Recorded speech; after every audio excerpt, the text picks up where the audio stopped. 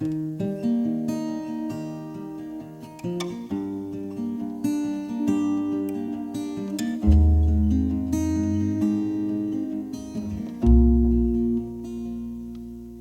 all ye fair and tender ladies, take warning how you court your man. They're like a storm on a summer's morning. They first appear, then they're gone. They'll tell to you some loving story and make you think they love you well, and then they'll go court another, leave you here in grief to dwell. Well, I wish I was a little sparrow, that I had wings, that I could fly. I'd fly into the arms of my false true lover. When he'd ask, I would deny. Oh, if I'd known before I courted that love was such a killing thing, I'd locked my heart in a box golden,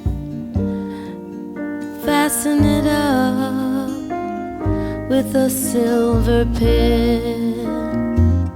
For love is handsome and love is charming. Love is pretty when love is new, but love grows cold as love grows older and fades away like the morning dew. So come all ye fair and tender ladies, take warning how you court your man. We knew each other from the neighborhood. He wasn't particularly handsome, but he loved children and was determined to rise above the poverty that he had grown up in. He worked for the city of New York and was the kind of guy who would scoop up neighborhood kids on his day off and take them to Coney Island or Rockaway Playland for the afternoon. He was charming and well-liked. We fell in love and got married. In the first year of our marriage, he lost his job with the city, and I became pregnant with our first child. Things started going downhill after that. We moved upstate to Ellenville, a community I didn't know, to live in an apartment I had never seen. He had several affairs and didn't come home nights. We had a second daughter. I wasn't working. We were always in debt. I was alone with my two girls most of the time. On that fateful night, all hell broke loose. He came home late at night, broke down my door, and began beating me for what seemed like hours. Thankfully, my girls were asleep, but I was 7.5 months pregnant. I knew that I had to get out.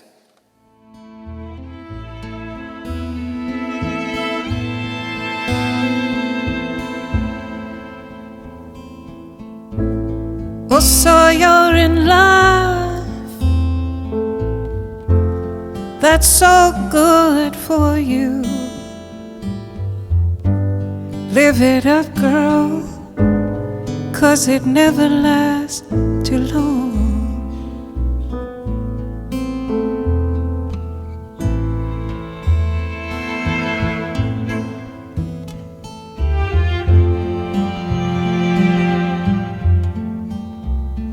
Most people can't see the forest for the trees.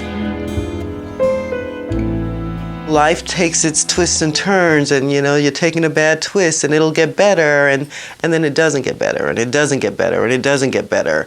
And by the time we realize that it's not getting better, I think we are so ashamed and so embarrassed and feel defeated in so many ways that it's hard for us to say to someone, this is what's happening to me.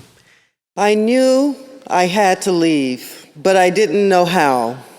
So the next morning, I left my girls with someone and took a bus to the county seat thinking I would go to social services and they would help me. Help is not what I got. I was told by the social worker to go home. She told me that my husband had a good, steady job and that I would have a hard time supporting myself and my children. Discouraged, I went to catch the bus home and found myself in front of family court. I figured, what the heck, and decided to go in. That decision changed my life. I would not have expected to be abused. I would not have thought that if it happened to me that my life would change as it has. I knew that if it did happen, I was going to figure out how to get out sooner rather than later.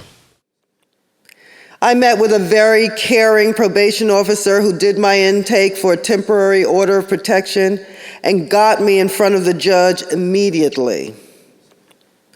Within a couple of hours, I was on my way home with several copies of my order and instructions to stop at the police department and ask them to escort me home.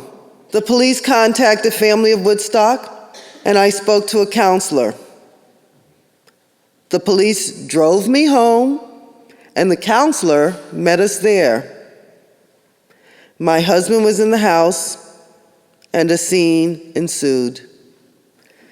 The police helped me gather my things and my children, and the counselor drove us to Washburn House. Scared now, what are you scared of? Scared I'm gonna fall on my knees and break down. But I'm not gonna beg you for nothing. I'm not gonna beg you for your love. So you think you can take me for a pretty little ride? I know once upon a time and ever after is a lie. But I'm not gonna beg. I'm not gonna beg. I'm not gonna beg you for nothing at all. There's nothing I want from you, nothing you can say or do.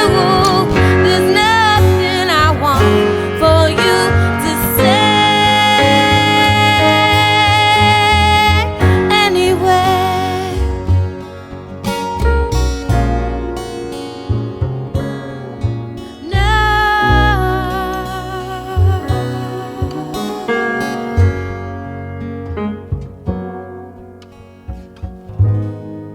I'm not gonna beg you for nothing.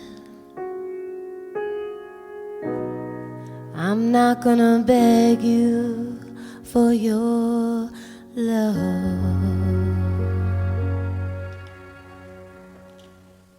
My name is Kathy WELBY-MORETTI, and I am the director of the Washburn House. In the past 27 years, I have met thousands of women who have suffered mentally and physically at the hands of the men who said they loved them.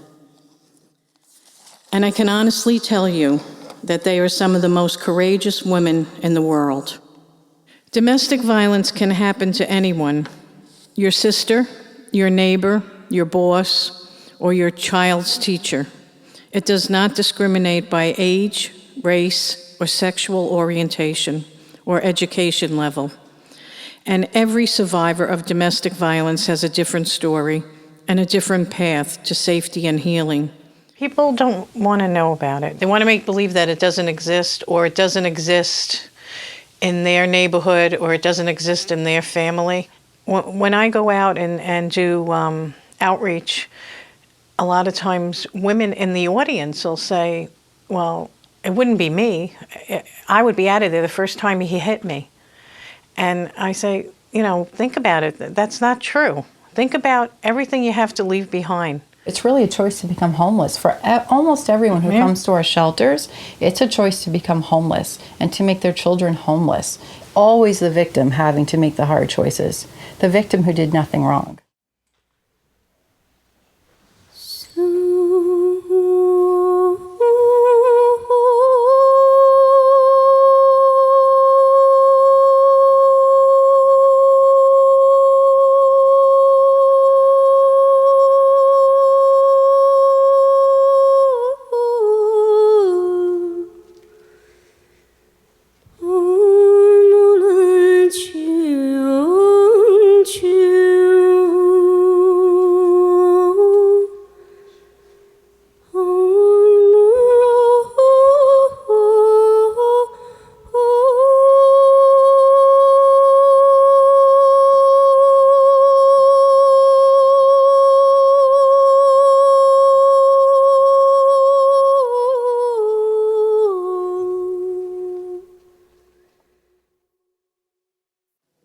If you suddenly had to leave your home tonight, would you be able to go? Could you leave behind everything you own, your clothing, furniture, jewelry, and only take with you what you could carry in one suitcase? Could you abandon your familiar surroundings, your privacy, and your dignity at a moment's notice? And consider this, you would not be able to tell anyone where you were going. Would you be able to go? This is a community problem. This isn't just a family problem. And we as a community, we have a responsibility, especially if there are children in that home, we have a responsibility to get involved. We recognize that domestic violence is a crime, and if you're going to say it's a crime, it's the same kind of crime as if it's done between strangers. So there's not an option anymore to say, oh, buddy, just go walk it off. They need to arrest somebody. What I have seen is that many, many times it's that arrest that is a rude awakening to the offender that, hey, I'm not in charge here anymore. The first time this horrible thing happens or this coercion happens in this dynamic and she doesn't leave, she can't leave, and she's staying out of hope, love, loyalty, need, children, I think that in some ways is mistaken and used as a manipulation to kind of to keep the cycle going. And it starts off really subtle, and it doesn't have to be this overt slap across the face. It's this manipulation of love. So warm and insightful,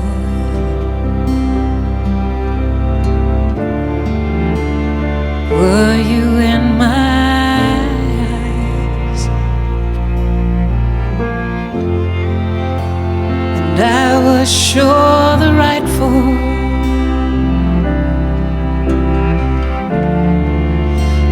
guardian of my life. Damn, you betrayer, how you lied.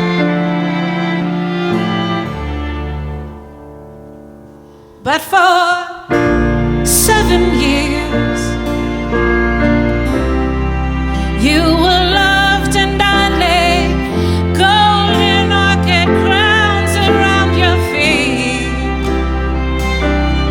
And for 7 years I bowed down to touch the ground so holy, your devotee.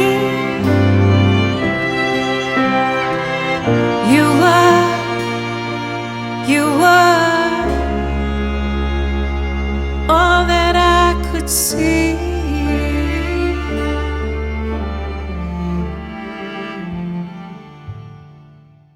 My name is Teresa Laterio, and I'm here to speak to you about my aunt, Tracy Lee Ingracia Pizarro, who was murdered in her home by her husband in front of their 2 children on September 26, 2007. Soon it will be 6 years since my mother lost her younger sibling and best friend.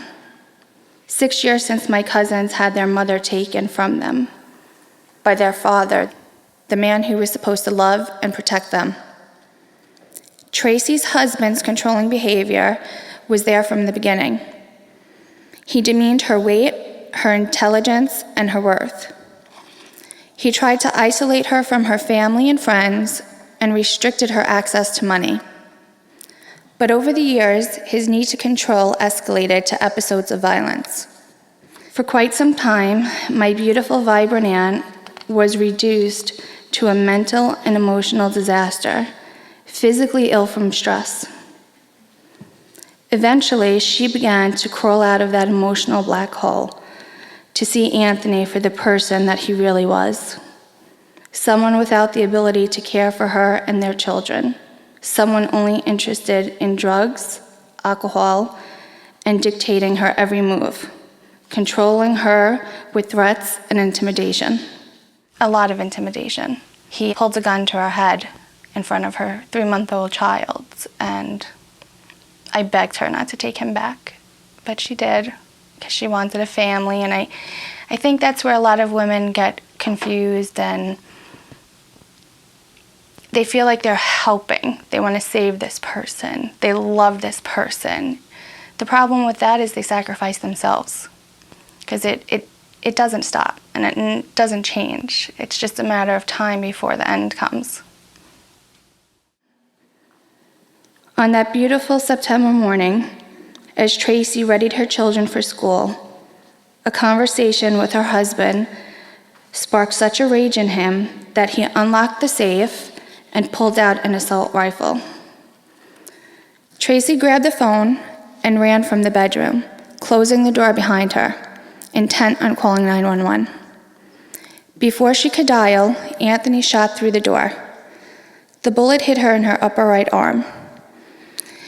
The impact spun Tracy around, and she ran down the hall. But there was no escape. Anthony kept all the doors locked from the inside, and he was the only one with a key. The second shot Anthony fired grazed the top of Tracy's head. The third bullet missed her, but nearly hit her son, who took cover in the bathroom. Their 5-year-old daughter hid under her bed when she saw her father pass down the hallway. The fourth bullet fired hit Tracy in the middle of her spine. This was the bullet that sent her to the floor, paralyzed. Anthony stalked down the hallway, repositioned himself, and aimed for the back of her head. The fifth and final bullet went through the back of Tracy's neck and fragmented. Her death certificate stated that she bled out in 2 minutes. I've become numb, but you build up this wall that can't be broken because of all the pain. And you just learn to live with it day by day. You don't forget, you don't really recover, but you try to bring light to others so that they don't have to go through the same thing. My Aunt Tracy was a vibrant 37-year-old woman. She adored her nieces and nephews and doted on her children and had a soft spot for animals. She had a laugh like Betty Rubbles from the Flintstones. She made everyone around her feel welcome and loved. In part, that wonderful, loving nature didn't allow Tracy to seek the help she so desperately needed. The members of my family have spent 6 years trying to understand how Tracy's life ended so brutally at the hands of the same man she spent 21 years with in marriage. What if she had been able to leave? Would Tracy be alive today?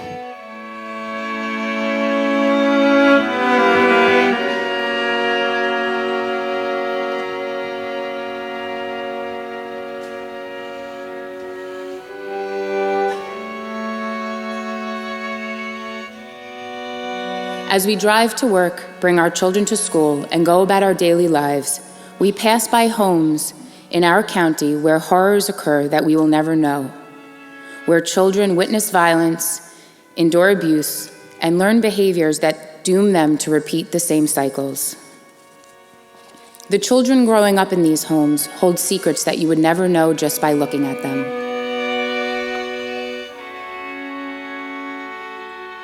Domestic violence shelters serve thousands of children in our community. They are the silent witnesses to unbearable secrets from homeland war zones.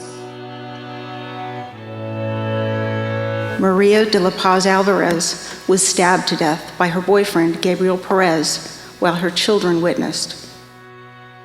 Her 2 little girls were traumatized and orphaned in this country, far from their native land and their family.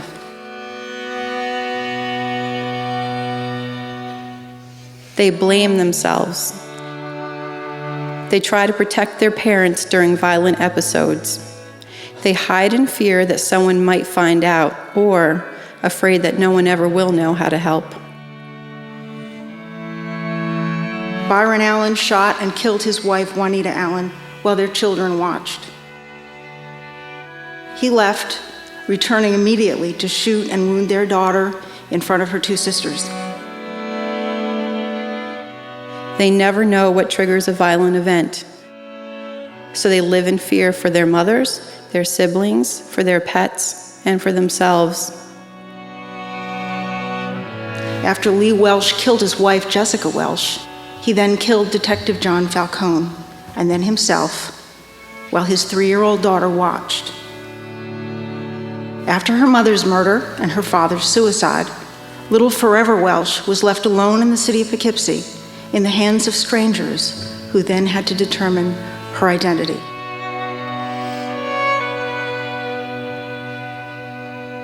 With one parent consumed by fear and the other one consumed with the need to control, these children are physically, emotionally, and psychologically abandoned.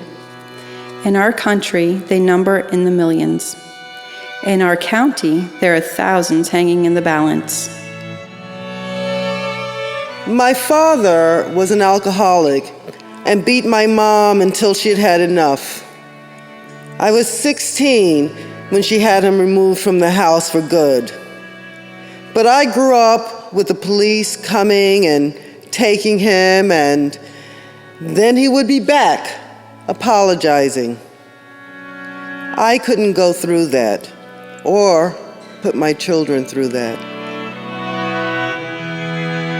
At 3 months of age, Reese Tate was brutally beaten by her own father, William Tate.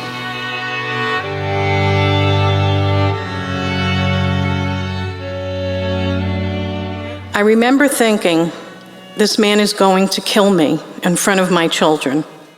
I was terrified. In that moment, I made a pact with God that if I were to survive, I would never go back. These are the wounds that impact a lifetime and cycle through generations.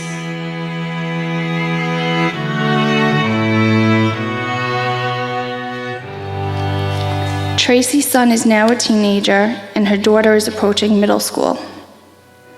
They live with my mother, and they both do well in school. To look at them, anyone would think they are happy, well-adjusted children. They are beautiful, intelligent, and funny. However, there is tangible sadness that exists in them on every joyous occasion. For Tracy's daughter, her birthday is forever a reminder of her mother's violent death.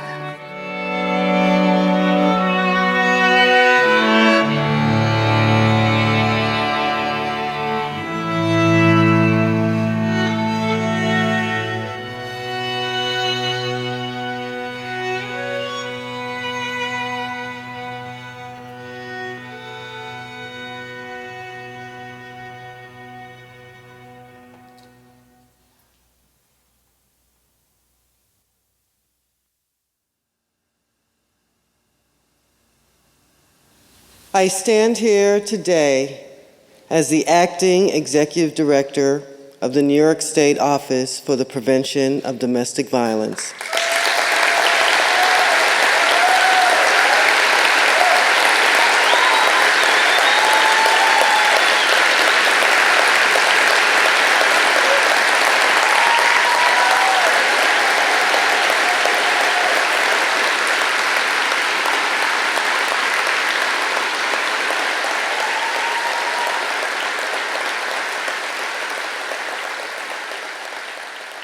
Thank you.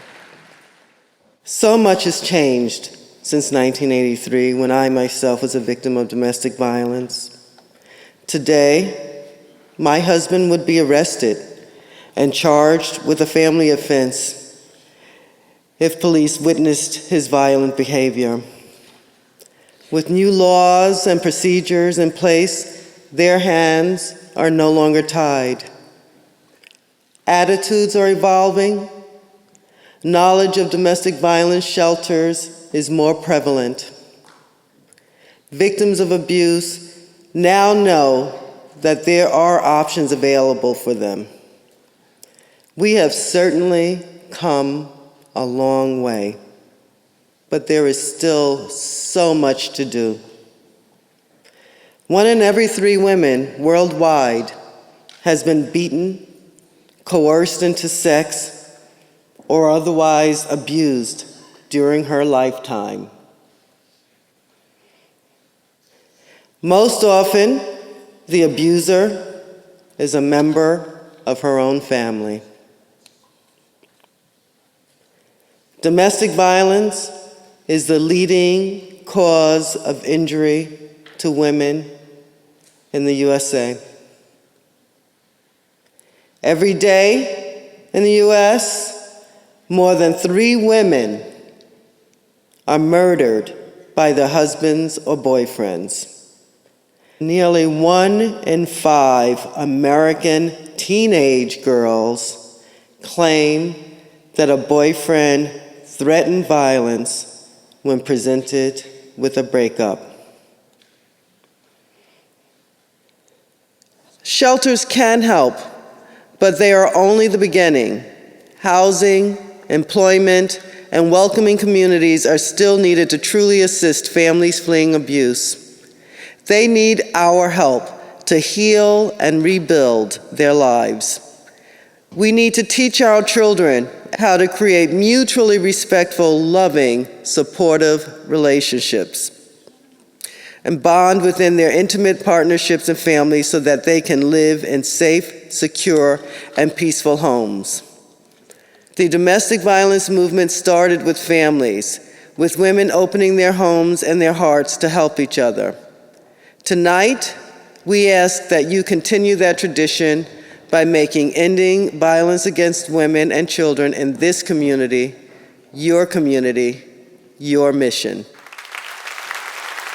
Kathy and Teresa, Gwen, Renee, Liz, and Marjorie Smith. These are the guardian angels of the Hudson Valley.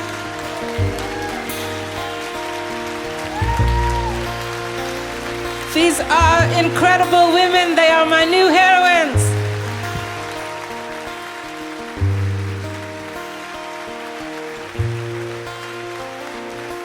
On its bad days, this job really is the worst. But on its good days, when you help somebody, when you see that it has made a difference, there's just not a reward for that. It's good work. in order to get involved, you have to know what is actually going on out there. And so I'm hoping that this event will raise that awareness. Talking to women and getting involved helps me help my aunt in a way that I couldn't when she was still alive. There's no price that you can put on peace. When a woman gets her own place and she has that peace, those are the things that make our day. Our kids come into the program literally bruised and battered, and to see the progress they make, that's enormously rewarding, and I'm so hopeful when I see that. This is the first generation of men standing up against violence against women. I have a 30-year-old son. I look at his life and how different his life is from that of his father and that of my father. You've been so kind and generous. I don't know how you keep on giving. And for your kindness, I'm in debt to you. And I never could have come this far without you. Doesn't it feel good to sing a happy song? And for everything you've done. But you went to the valley, you went down in the valley with me, and I respect and love you for that. To thank you for it. La la la la la la la la la la la la la la la la la la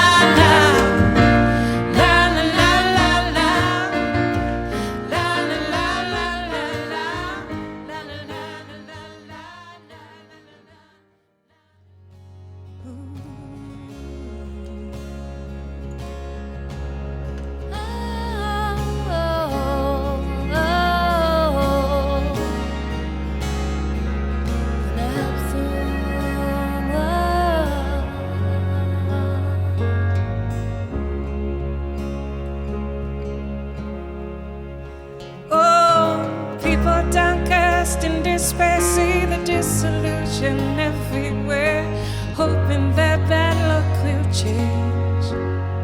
Gets a little harder every day. People struggle, people fight for the simple pleasures in their lives.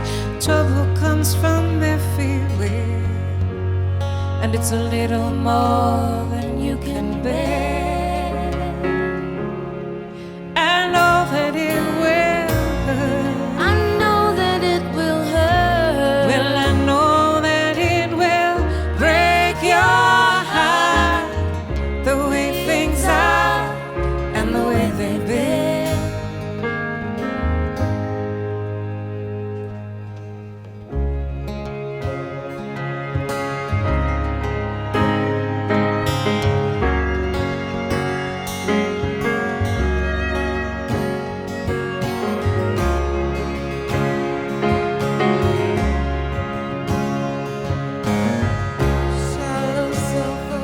See the push and the shove of every born when enemy is on their minds.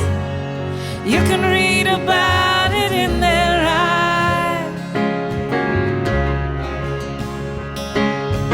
People ruthless, people cruel, all the damage that some people do, full of hatred, full of pride, and it's enough to make you lose your mind.